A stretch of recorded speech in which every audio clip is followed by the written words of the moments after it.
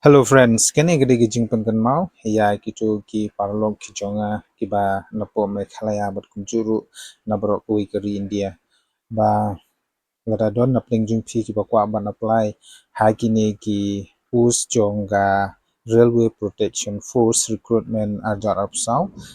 ki pus kin de hadu sawajar rus pan rup hoteli ki pus kita ki badai jong ka constable executive bat ka sub inspector post hapo ka railway protection force lani RPF bat kelas dit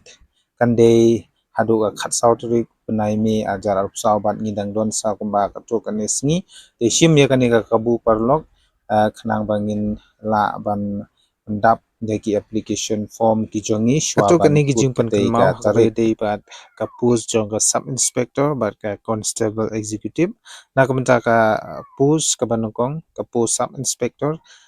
ka namba upus kan dei saus pa san puat ligi pus na kamenta ki shinrang lais pa prap saut ligi pus na kamenta ki kentei ndu prat ligi pus nangta kasnem ka phila ban apply kan dei nadu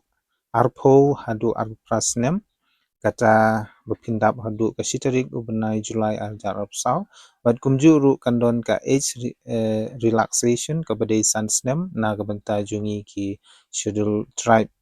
nang ta ka jingsiu kandai ka pay level 6 kata ka badai lifesan hajar sospa nang ta ki post sub inspector ka jingpule pade ka bapide ban pendep kan dei ki bala pendep ya ka graduate lene post graduate ru pila ban apply na ka benta ka post sub inspector but na ka benta ka medical fitness numdon kanu kanu kijing thut akamet jongpi kenang ba pinla ban apply ya ka tei ka post nangta na ka benta ka post ka ba ka post constable executive kan nomba upus kan dei sahujar aspa plat ligi pus na kamta gi shinrang la hajar san spa nyu punyu ligi pus namta gi kentei kan dei ndrus pa lai pui ligi pus nangta kasnem ko bipila ban apply kan dei khat prasnem hadu ar prasnem kata ka ba pin sadap hadu sitarik ubenai Julai arja arupsau bat kandon ru ka age relaxation nak benta jungi ki schedule tribe ka badai sansnem kata ka bomut na du khat pra du lai par snem phila ban apply ya kani ka post constable hapo ka department jong ka railway ti nak benta ka salary kan dei ka pay level 3 ka ban badai na apply ka jar kerdan ka news pa phila ban apply shimai ya ka post constable executive kan dei class 10 pass shajrong phila ban dei class 10 11 12 degree perter phila ban apply ya kani ka post ajong ka constable executive po ka railway protection force bat kandon ru ka medical fitness certificate ba phi hab ban late ban check up na knang ba kamet ka phat jung phi kanom don kanu kanu ki jing thut hapo kamet ka jung phi bat phinla ban apply nak benta kini ki post hapo ka railway protection force but lada don napding jungi ki bomnang kumno ban apply ngan sashna ka video hakui pade bat phila ban page ya kata ka video nang ba phin suk kumno ban apply leng tang long ba ki ka mobile phone ka jong phi but ngakarmen ba